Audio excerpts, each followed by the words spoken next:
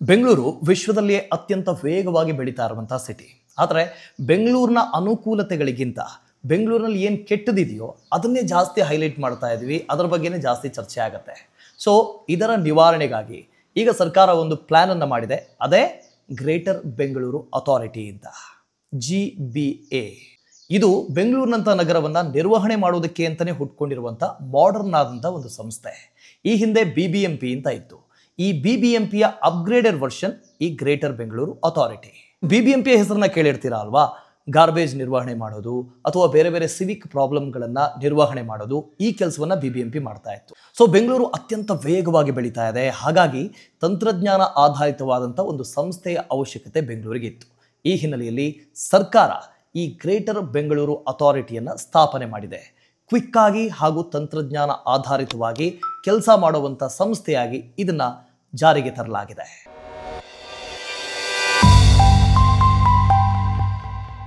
For example, ನಿಮ್ಮ ಹತ್ರ ಒಂದು ಹಳೆ ಫೋನ್ ಇದೆ ಅಂತ ಅಂದ್ಕೊಳ್ಳೋಣ.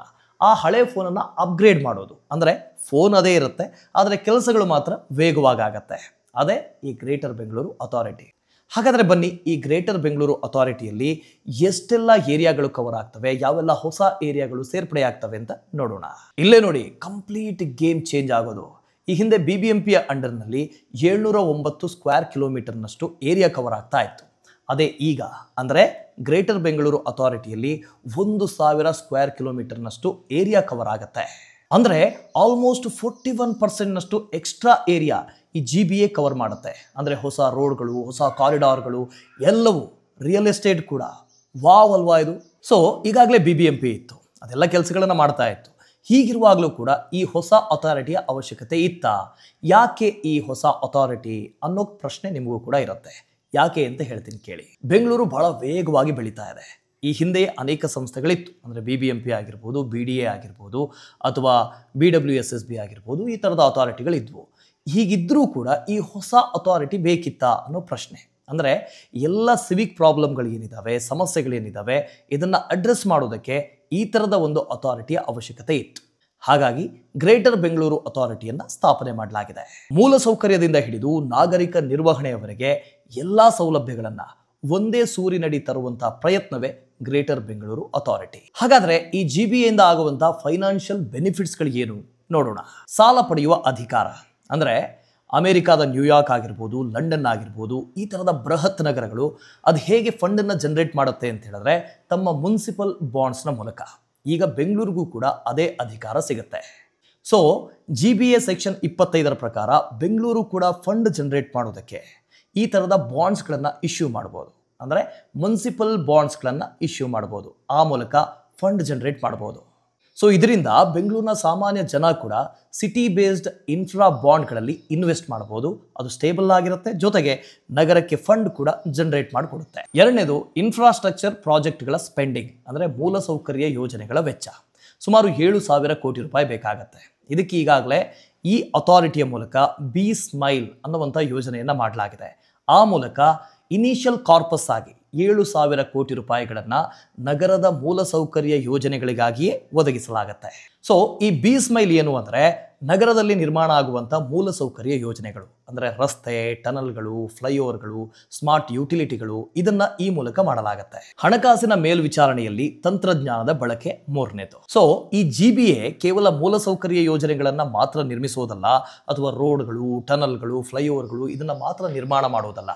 ನೋಡಿ, ಪಬ್ಲಿಕ್ ಸೆಕ್ಟರ್ನಲ್ಲಿ ಯಾರಾದರೂ ಇನ್ವೆಸ್ಟ್ ಮಾಡಬೇಕು ಅಂತ ಬಂದಂಥ ಇನ್ವೆಸ್ಟರ್ಸ್ಗೆ ಒಂದು ದೊಡ್ಡ ಪ್ರಾಬ್ಲಮ್ ಆಗಿರೋದು ಅಲ್ಲಿ ಲೀಕೇಜ್ಗಳಾಗಿರ್ಬೋದು, ಭ್ರಷ್ಟಾಚಾರ ಆಗಿರ್ಬೋದು. ಇದನ್ನು ಕೂಡ ಗ್ರೇಟರ್ ಬೆಂಗಳೂರು ಅಥಾರಿಟಿ ಮ್ಯಾನೇಜ್ ಮಾಡುತ್ತೆ, ಮಾನಿಟರ್ ಮಾಡುತ್ತೆ. ಅಂದರೆ ಯಾವುದೇ ಲೀಕೇಜ್ ಆಗದ ರೀತಿಯಲ್ಲಿ, ಭ್ರಷ್ಟಾಚಾರ ಆಗದ ರೀತಿಯಲ್ಲಿ ತಂತ್ರಜ್ಞಾನವನ್ನು ಬಳಕೆ ಮಾಡುತ್ತೆ. ಹಾಗಾದರೆ ಈ ಗ್ರೇಟರ್ ಬೆಂಗಳೂರು ಅಥಾರಿಟಿಯಿಂದ ಸಾಮಾನ್ಯ ಜನರಿಗೆ ಏನು ಲಾಭ ಆಗುತ್ತೆ, ನಮಗೆ ಇದರಿಂದ ಅನುಕೂಲಗಳು ಏನು? ಸೊ ಈ ಗ್ರೇಟರ್ ಬೆಂಗಳೂರು ಅಥಾರಿಟಿ ಅನ್ನೋದು ಒಂದು ಬ್ರೈನ್ ಇದ್ದ ಹಾಗೆ. ಅಂದರೆ ನಮ್ಮ ಕೈ ಕಾಲು, ದೇಹದ ಬೇರೆ ಬೇರೆ ಭಾಗಗಳು ಹೇಗೆ ಕೆಲಸ ಮಾಡೋದಕ್ಕೆ ಬ್ರೈನ್ ಅವಶ್ಯಕನೋ ಅದೇ ರೀತಿ ಈ ಅಥಾರಿಟಿ ಕೂಡ ಕೆಲಸ ಮಾಡುತ್ತೆ. ಅಂದರೆ ನಗರದಲ್ಲಾಗುವಂಥ ಬೇರೆ ಬೇರೆ ಕೆಲಸಗಳನ್ನು ಇಂಟಿಗ್ರೇಟೆಡ್ ಆಗಿ, ಅಂದರೆ ಸಂಘಟಿತವಾಗಿ ಕೆಲಸ ಮಾಡೋ ರೀತಿಯಲ್ಲಿ ಇದು ನಿರ್ವಹಣೆ ಮಾಡುತ್ತೆ. ಅಂದರೆ ಇದು ಬೇರೆ ಬೇರೆ ಏಜೆನ್ಸಿಗಳ ಕೆಲಸವನ್ನು ಮಾನಿಟರ್ ಮಾಡುವಂಥ ಕೆಲಸವನ್ನು, ಅಂದರೆ ನಿರ್ವಹಣೆ ಮಾಡುವಂಥ ಕೆಲಸವನ್ನು ಮಾಡುತ್ತೆ. ಎರಡನೇದಾಗಿ GBA ನಗರದ ಬೇರೆ ಬೇರೆ ಇಲಾಖೆಗಳನ್ನು ಸಂಯೋಜಿಸುತ್ತೆ. ರಸ್ತೆ ಕಾಮಗಾರಿ, ಚರಂಡಿ, ಬೀದಿ ದೀಪ, ಮೆಟ್ರೋ ಎಲ್ಲ ಇಲಾಖೆಗಳು ಬೇರೆ ಬೇರೆಯಾಗಿಯೇ ಕೆಲಸ ಮಾಡ್ತಾ ಇರ್ತವೆ. ಫಾರ್ ಎಕ್ಸಾಂಪಲ್, ಒಮ್ಮೆ BBMP ಅವರು ಬಂದು ರಸ್ತೆ ಹಾಕ್ತಾರೆ, BDA ಅವರು ಬಂದು ಅದನ್ನು ಅಗಿತಾರೆ, BWSSB ಅವರು ಮತ್ತೆ ಪೈಪ್ ಹಾಕಬೇಕು ಅಂತ ಮತ್ತೆ ಅದನ್ನು ಅಗಿತಾರೆ, ಕೊನೆಗೆ ಯಾರೂ ಮುಚ್ಚೋದಿಲ್ಲ. ಈ ಥರ ಸಂಘಟಿತವಾದಂಥ ಕೆಲಸ ಆಗ್ತಿರಲಿಲ್ಲ ಈ ಮುಂಚೆ. ಆದರೆ ಈಗ ಈ ಅಥಾರಿಟಿ ಈ ಎಲ್ಲ ಏಜೆನ್ಸಿಗಳನ್ನು ಒಟ್ಟಿಗೆ ತೆಗೆದುಕೊಂಡು ಹೋಗುತ್ತೆ, ಅಂದರೆ ಸಂಘಟನೆಯನ್ನು ಮಾಡುತ್ತೆ. ಅಂದರೆ ಇನ್ನು ಮುಂದೆ ರಸ್ತೆ ಅಗೆಯುವಂಥ ಕೆಲಸಗಳಿರೋದಿಲ್ಲ, ಪುನರಾವರ್ತಿತ ಕೆಲಸಗಳು ಆಗೋದಿಲ್ಲ, ಲಾಭದಾಯಕವಾದಂಥ ಕೆಲಸ ಮಾತ್ರ ಆಗುತ್ತೆ. ಸೊ ಇದರಿಂದ ಸಮಯ ಹಾಗೂ ಸಾರ್ವಜನಿಕರ ಹಣ ಇದೆರಡೂ ಕೂಡ ಉಳಿತಾಯ ಆಗತ್ತೆ.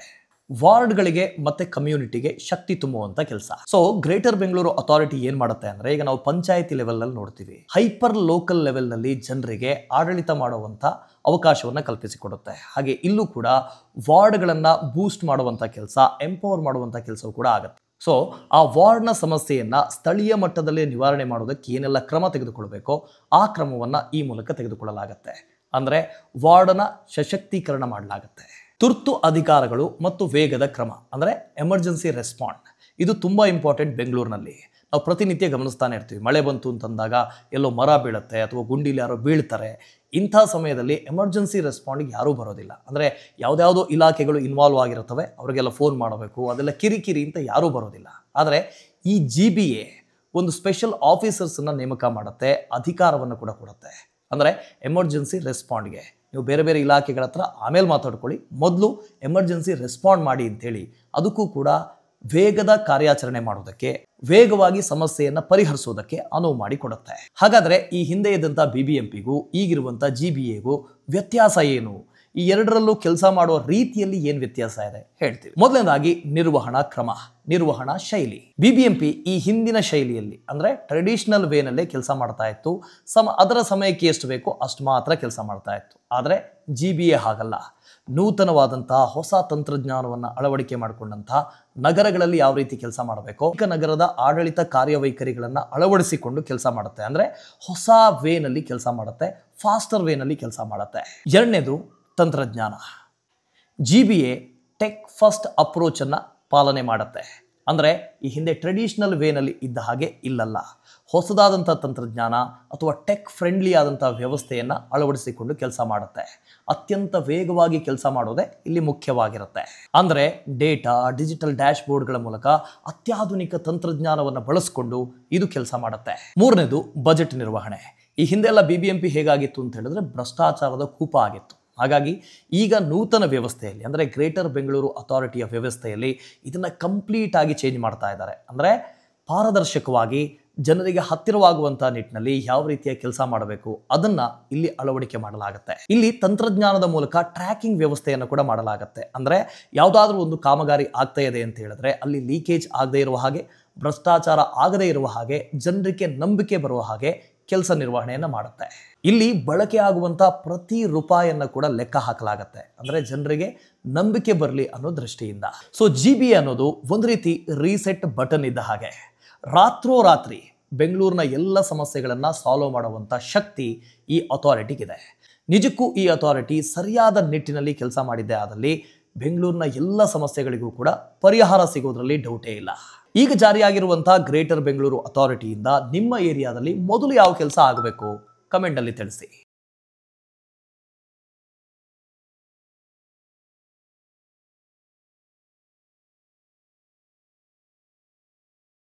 Investment in securities market are subject to market risks. Read all the related documents carefully before investing. Please read the risk disclosure documents carefully before investing in equity shares, derivatives, mutual fund, and or other instruments traded on the stock exchanges.